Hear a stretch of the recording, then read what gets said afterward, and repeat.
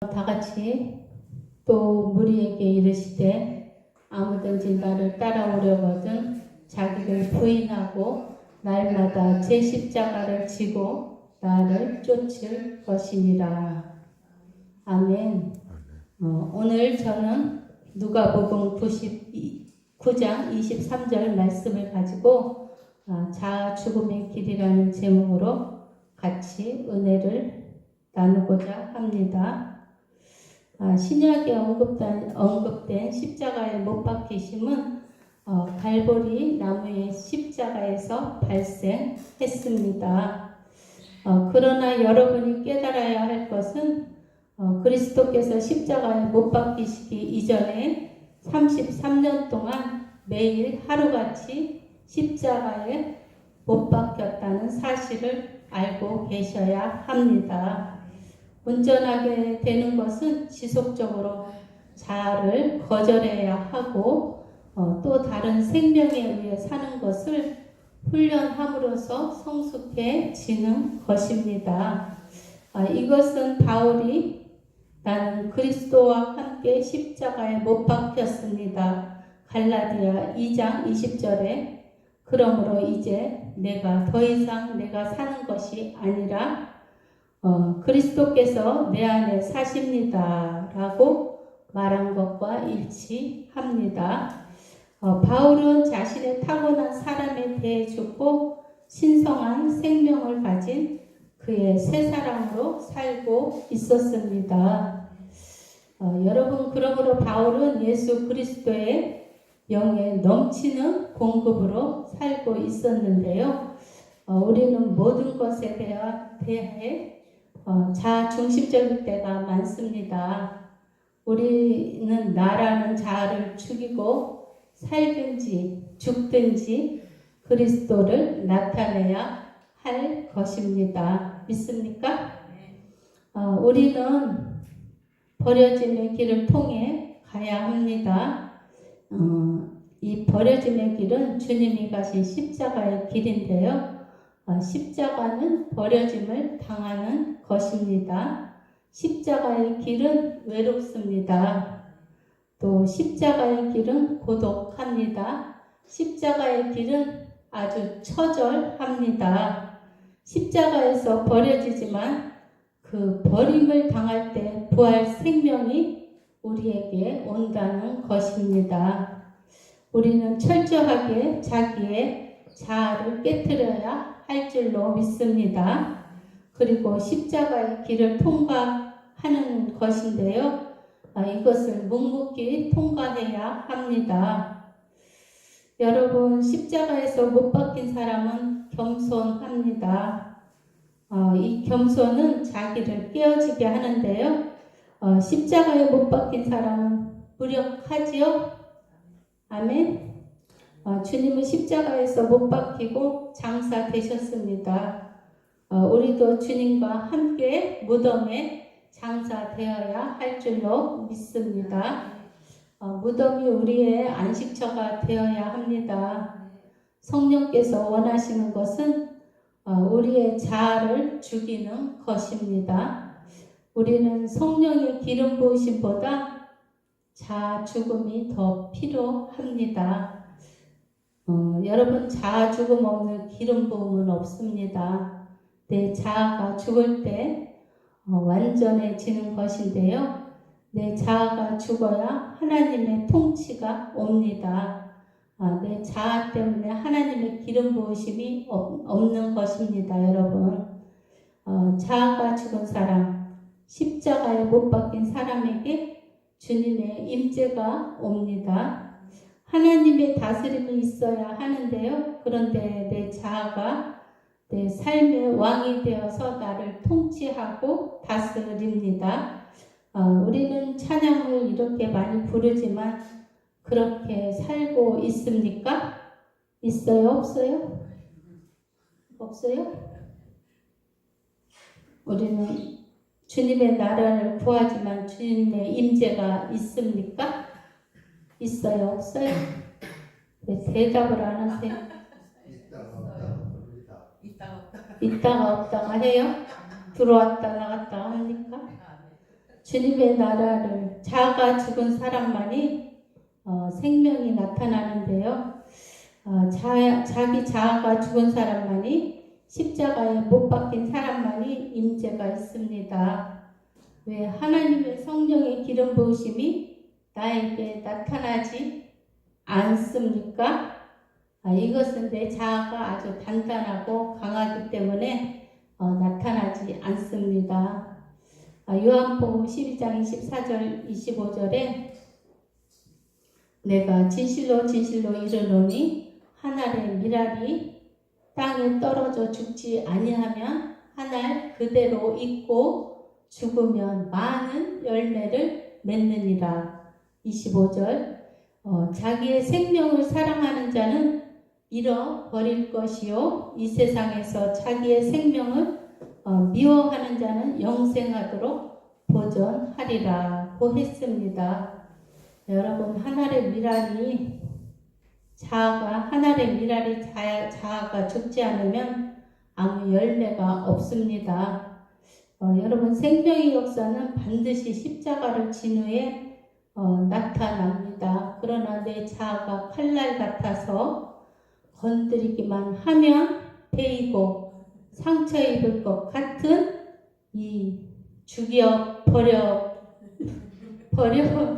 버릴 수밖에 없는 이 자아, 우리는 죽여야 합니다. 우리가 안 죽여도 하나님은 끝까지 순교를 시키십니다. 믿습니까? 끝까지 죽여버리셔요. 하나님은. 욥은 십자가의 길을 갔습니다. 욥의 절망과 자아 죽음을 통하여서 욥은 그 십자가의 길을 갔는데요. 여러분 모든 일의 주권은 하나님께 있습니다.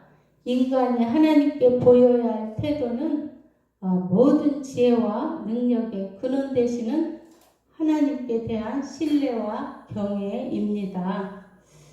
우리 인생의 모든 운명은 하나님의 손에 있습니다. 하나님의 역사는 인간의 생각을 뛰어넘습니다. 모든 것을 인간이 이해할 수는 없습니다. 의인도 때로는 애매히 고난을 받습니다. 그러나 이 고난을 통해서 하나님께서는 그를 정금과 같이 단련하십니다. 고난 중에 믿음을 잃지 않는 자에게 회복과 은혜를 주십니다. 고난 중에도 믿음을 잃지 않고 하나님을 의지하는 자에게 반드시 하나님께서는 회복과 은혜를 주십니다. 믿습니까? 은혜를 주셔요. 그래서 우리는 고난 중에도 믿음을 잃지 않고 하나님을 의지하는 자에게 반드시 하나님께서는 회복과 은혜를 주신다는 사실을 믿어야 할 줄로 믿습니다. 누가복음 9장 23절에 또 무리에게 이르시되 아무든지 나를 따라오려거든 자기를 부인하고 날마다 제 십자가를 지고 나를 쫓을 것이니라고 하셨습니다. 자기를 부인한다는 것은 바로 자신의 마음과 육신이 자기가 아니라는 것을 깨닫는다는 의미가 있습니다. 의미가 있어요. 자기 십자가를 진다는 것은 바로 자신의 마음에서 일어나는 온갖 더럽고 추한 생각과 감정을 모두 다 주님께 들어야 한다는 것입니다. 우리의 거짓 자아는 인간이 스스로 살아가기 위해 하나님을 떠난 분리로 인한 죄책감, 두려움 등 자신이 누구인지 알지 못함으로 인한 공허함과 무가치함을 부인하기 위해 만들어진 것입니다. 우리가 자신의 내면을 정직하게 직면하게 되면 이 거짓 자아는 죽을 것 같은 두려움과 죄의식 그리고 불안감을 느끼게 됩니다. 여러분 우리의 옛 성품, 옛 사람의 감정에 영향을 미칩니다. 옛사람의 성품은 항상 육체를 다스리기를 원해요. 그것은 육체가 우리의 옛성품의 희생물이기 때문인데요. 우리의 옛성품이 인간의 마음 혹은 인간의 감정적인 부분을 지배하는데요. 잠언 16장 9절 상반절에 사람이 마음으로 자기의 길을 계획할지라도 라고 했는데요. 실제로 우리는 우리의 마음이 원하는 대로 해야 할 것을 결정할 때가 많이 있습니다. 육체와 정신의 영역에서 우리의 옛성품과 새성품 사이에 지배력을 행사하려고 서로 싸웁니다. 아시죠? 오라 나는 공고한 사람이로다 하면서 내 마음에서 싸우는 거 아시죠? 마태복음 15장 19절과 20절에서는 마음에서 나오는 생각은 악한 생각과 살인과 간음과 음란과 도적질과 거짓 증거와 해방이니 20절 이런 것들이 사람을 더럽게 하는 것이요 라고 하셨습니다. 여러분 이러한 죄악들의 배후에 숨어있는 감정은 여러 가지를 일으키는데요. 그것이 무엇이냐면 시기, 악도, 분내는 것, 탐욕, 욕심, 또 마음의 정욕, 또 육신의 정욕입니다. 또 안목의 정욕입니다. 우리의 감정적인 것도 옛 성품이 앞서 나간다는 것을 알 수 있습니다. 여러분 이러한 옛 습관, 옛 성품, 옛 사람을 우리는 십자가에 못 박고 사람이 마음으로 아무리 그의 길을 계획할지라도 그 걸음을 인도하시는 분은 하나님이시라는 것을 우리는 깨달아야 할 줄로 믿습니다. 믿습니까? 할렐루야. 여러분 자신 안에 계신 예수님께서 우리의 모든 죄를 대속하셨다는 사실을 알고 자신을 붙들고자 애쓰는 대신 자신을 예수님께 드리는 것이 자기 십자가를 지는 것입니다. 예수님께서 행하신 구원 사역의 목적은 단순한 죄사함을 통한 중생인데요. 우리를 겉사람, 즉 거짓 자아로부터 해방시키는 것입니다. 왜 겉사람을 죽이는 것이 그렇게도 어렵습니까? 목사님이 계속 겉사람에 대해서 설교하시죠? 근데 왜 그렇게 겉사람을 죽이는 게 그렇게 어려운지 모르겠습니다. 쉬운 사람 없어요? 자기의 내면은 하나님의 참빛으로 비추기를 싫어하기 때문입니다. 인간의 속성이죠. 우리 인생이라는 동산에서 자라나는 가장 질긴 잡초들 중 하나는 바로 자아입니다. 잡초는 얼마나 질긴지 뽑으면 또 나고 또 뽑으면 또 나는 것이 잡초입니다. 또 조금 놔두면 얼마나 번성하는지 온밭에 잡초 투성이에요. 밭을 갈아본 사람은 알 수 있을 것입니다. 인간의 방법으로는 이것을 결코 제거할 수 없지요.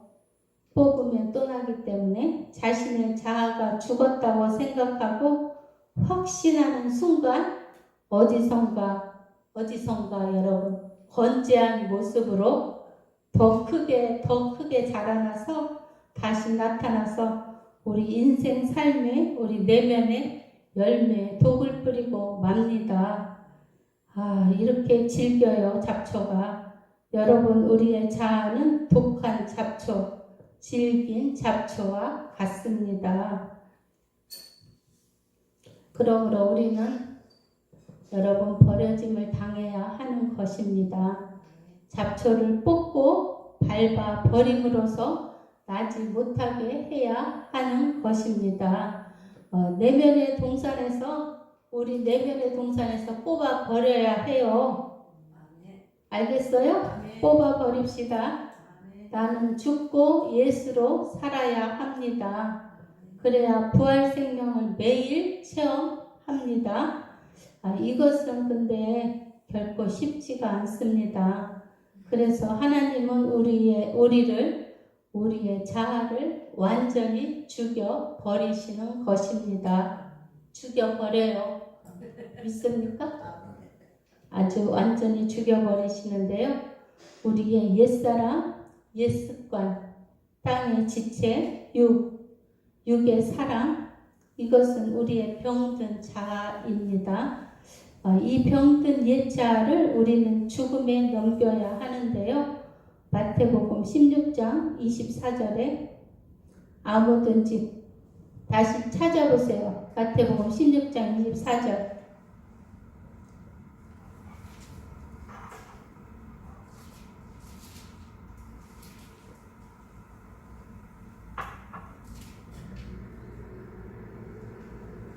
찾으셨습니까? 시작.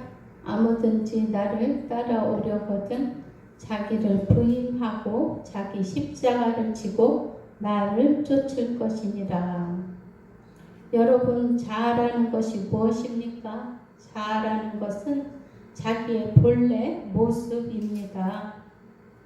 즉, 내 안에 가지고 있는 의식이나 관념, 정서나 정체성, 사고, 생각이나 감정, 정신 등을 자신의 의지를 본능적으로 이끌어가는 능력입니다.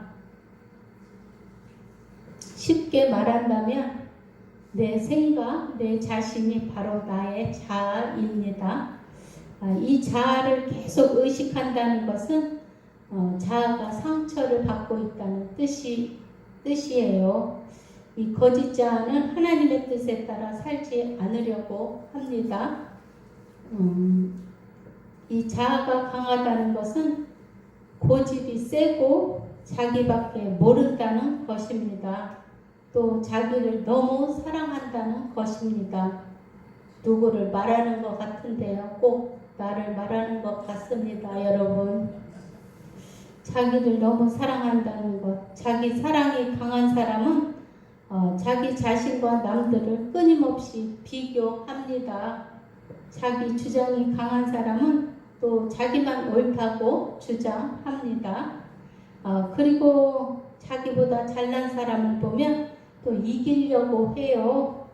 강한 자아, 욕망의 자아를 아주 끊임없이 표출합니다. 여러분, 이런 것을 우리는 거절해야 합니다. 여러분, 이러한 것들을 우리는 끊임없이 거부해야 하는데요. 그렇다면 이 거짓된 자아를 부인하고 죽이려고 몸부림치는 사람들이 얼마나 되겠습니까? 얼마나 되겠습니까? 생각해 보셨습니까? 몰라요? 많지는 않을 것이라고 생각이 되는데요. 이 자아 죽음이라는 것은 고통스럽기 때문입니다. 굉장히 고통스러워요. 자기 자신을 나타내야 하는데 그렇게 하지 못하기 때문이에요. 주님은 자기를 부인하라고 하셨는데 우리는 나서기를 좋아합니다. 우리는 이 자아 죽음의 십자가의 복음이라는 것을 깨달아야 합니다.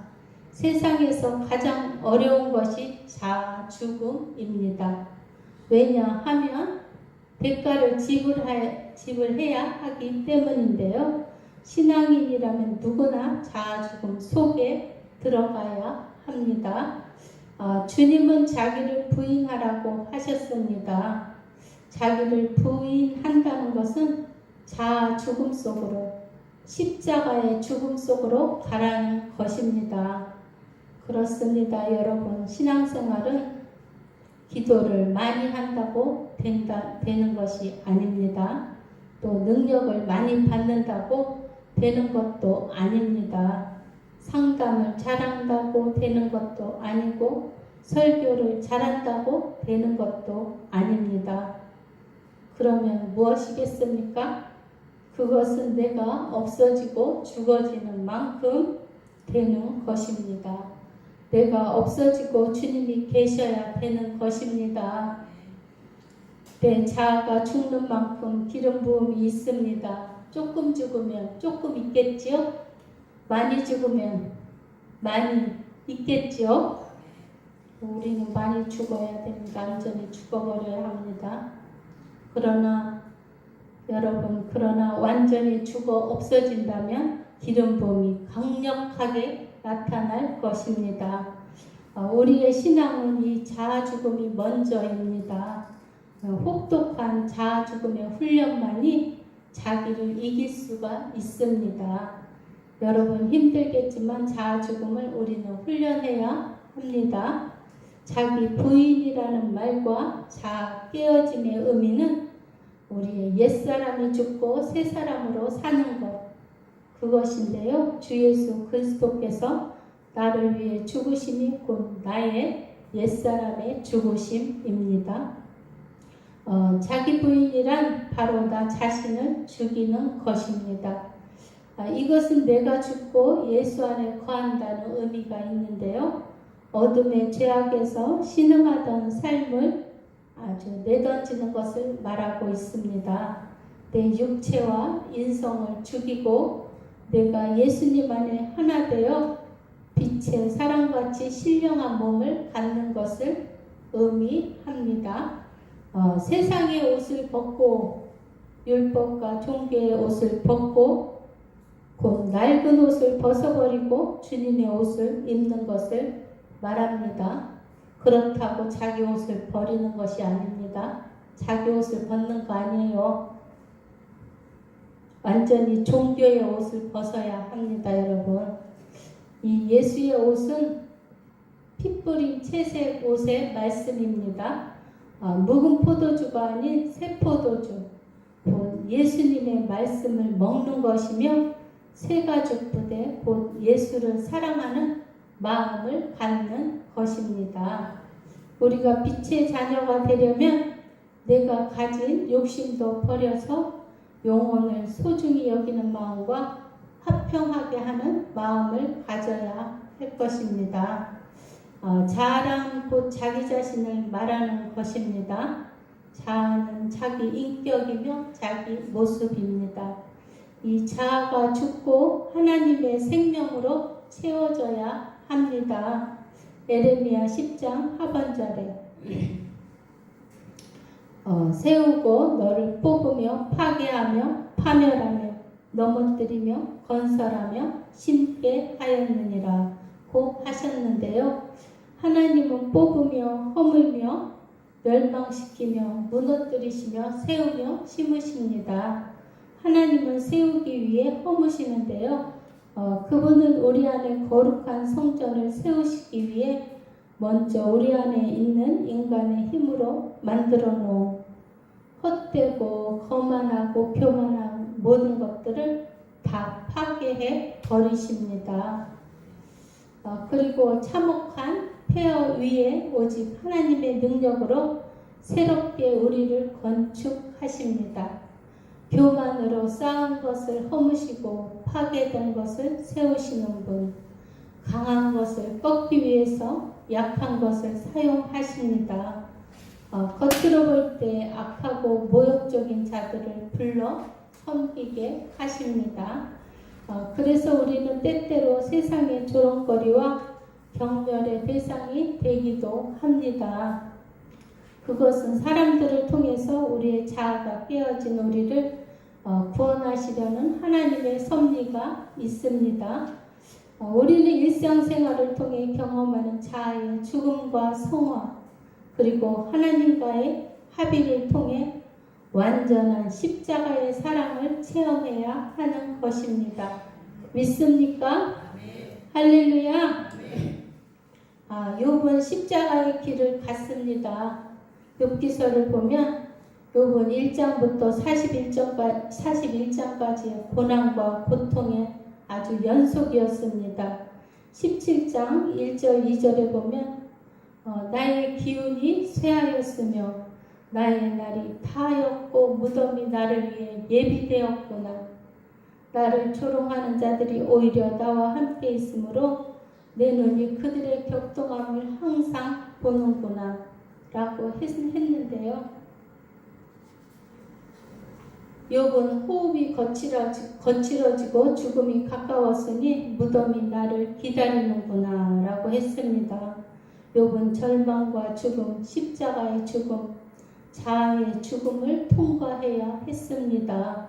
욥은 이 처절함 속에서 42장 5절에 보면 이렇게 기록하고 있어요. 내가 죽게 대하여 귀로만 듣기만 하였더니 이제는 눈으로 주를 배움나이다 라고 고백을 했습니다. 여러분, 욥은 귀로만 주님에 대하여 들었습니다. 그러나 심한 고난, 고통, 자아의 죽음을 통해 귀로만 듣던 하나님을 이제는 극심한 고통으로 자아 죽음을 통해 하나님을 눈으로 보는 역사를 체험했습니다. 욥은 재산과 자녀와 아내, 사회적인 명성, 인내, 건강 다 모든 것을 잃었습니다.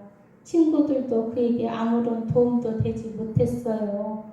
혹독한 고통과 자아 죽음을 통해 눈으로 하나님을 보는 역사가 일어났습니다. 그리고 42장의 갑절의 축복을 받았습니다.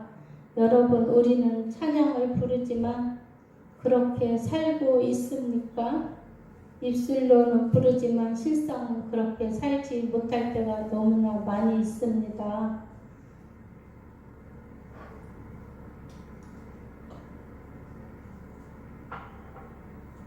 여러분, 말씀을 듣는다고 깨어지지 않습니다. 기도를 많이 한다고 자아가 깨어지지 않습니다. 내 자아가 강하면, 죽지 아니하면 아무 소용이 없는 것입니다.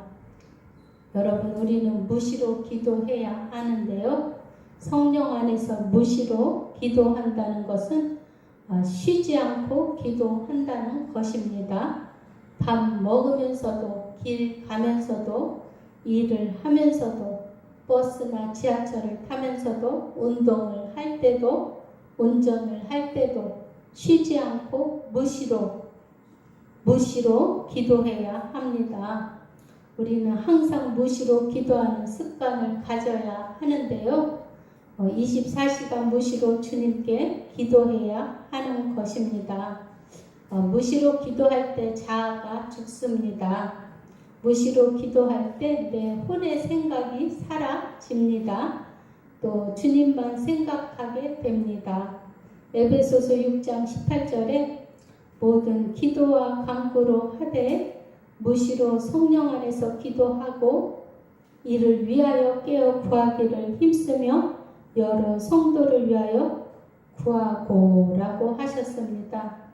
쉬지 말고 무시로 기도해야 합니다. 믿습니까? 여러분, 생명의 역사는 반드시 십자가를 진 후에 나타납니다. 십자가의 죽임, 그리스도의 죽음의 죽임은 우리에게 부활을 이끌어 옵니다. 내가 죽어야 부활이 오는 것입니다. 우리가 기꺼이 고난받으려고 하고 죽임당할 때 우리는 그리스도에 의해 살고 그리스도께서 우리 안에서 나타납니다. 그럴 때 우리는 변화하는 것입니다. 우리는 그리스도의 죽음의 죽임 아래서 그리스도를 누리는데요. 그러므로 우리의 외적인 가면을 벗어야 할 줄로 믿습니다.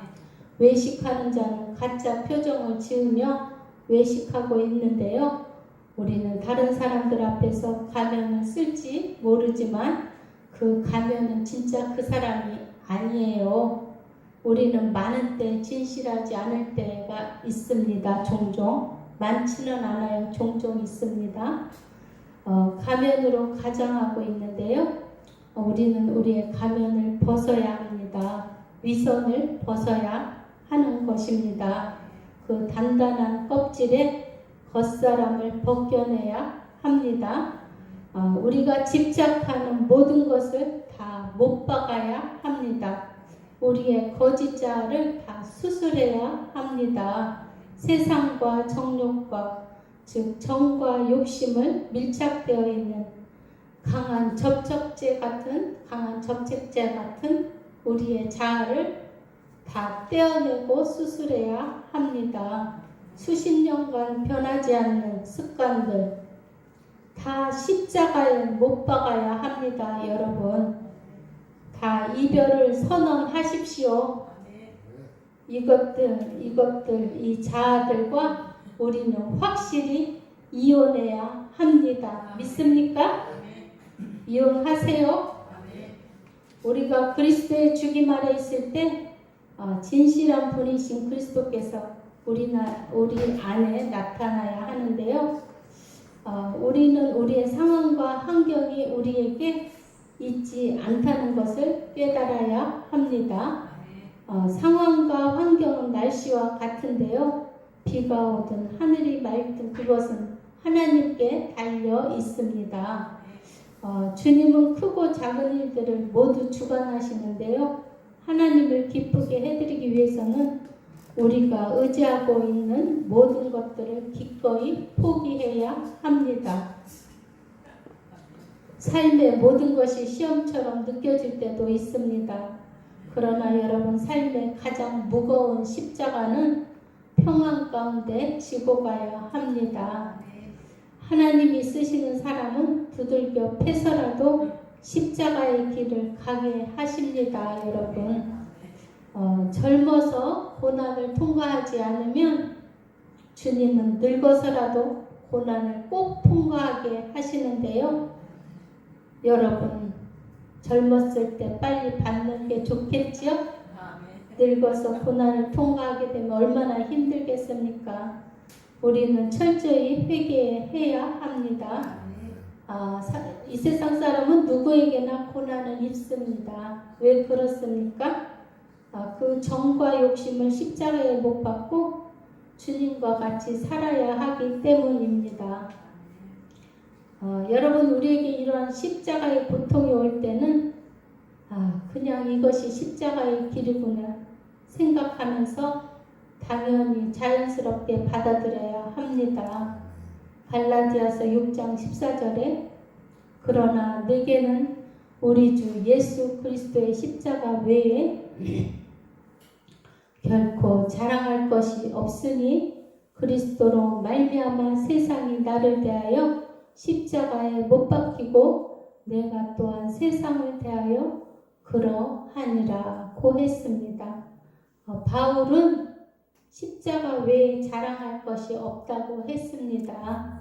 우리에게도 예수님의 십자가 말고는 자랑할 것이 없어야 할 줄로 믿습니다. 그리스도를 통하여 세상은 나에 대하여 죽었습니다. 저와 여러분도 세상에 대해서 죽었습니다. 여기 나오신 분들은 다 죽어서 나오신 분들이에요. 믿습니까? 여러분, 바울의 고백이 우리의 고백이 되어야 합니다. 우리는 혹독한 아주 처절한 자아 죽음을 통해서 세상에 대하여 죽는 것입니다.